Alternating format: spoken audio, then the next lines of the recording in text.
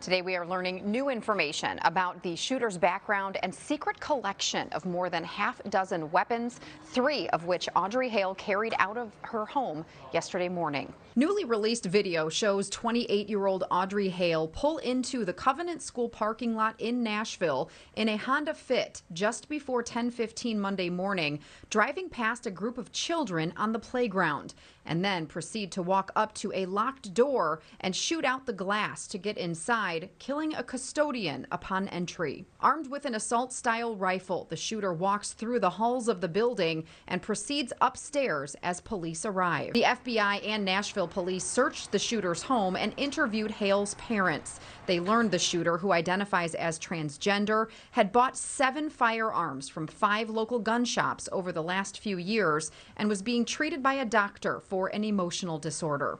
The police chief also mentioned the suspect writing a manifesto that mentioned other possible shooting locations. The chief told CBS News this morning those locations included a mall nearby, as well as the potential to target family members. People don't want their freedoms to be taken. They want us to fight for their freedoms. And so it is shameful, it is disturbing, and our hearts go out to the trans community as they are under attack right now. Breaking news this noon hour. A conservative talk show host claims he's released documents related to the Covenant School shooting here in Nashville.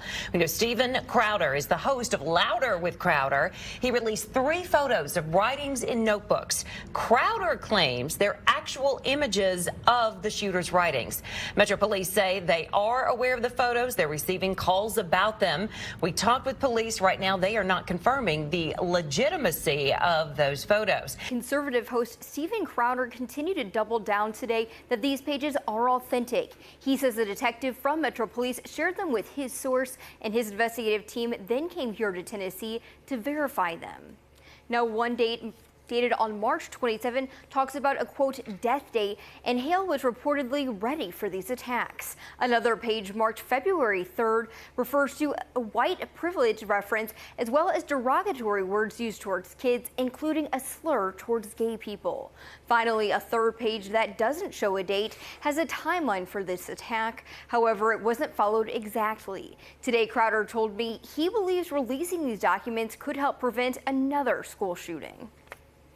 Conspiracies when our national intelligence agencies, when the FBI, the DOJ, and local police department, not to mention all of media and big tech, decide that this will no longer be covered, when the issue at hand, as far as covering it now, is knowledge can be gleaned that can actually help people moving forward, avoid shootings like this, potentially avoid our missteps. Hey, this is the byproduct of the kind of ideology in which all of our children in public schools are being steeped. Now, we did ask Metro Police if these pictures were in fact taken by a detective. They told us they didn't know, but said they were not crime scene photos.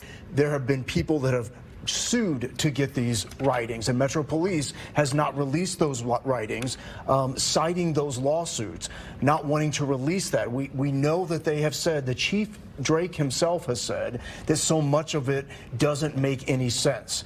And so we have to be absolutely careful with what we are reporting is absolutely authentic. But we do know that a short while ago, I was able to reach out to the attorney who was representing the family of the parents of the school shooter. He writes, I represent Mr. Ron and Mrs. Norma Hale.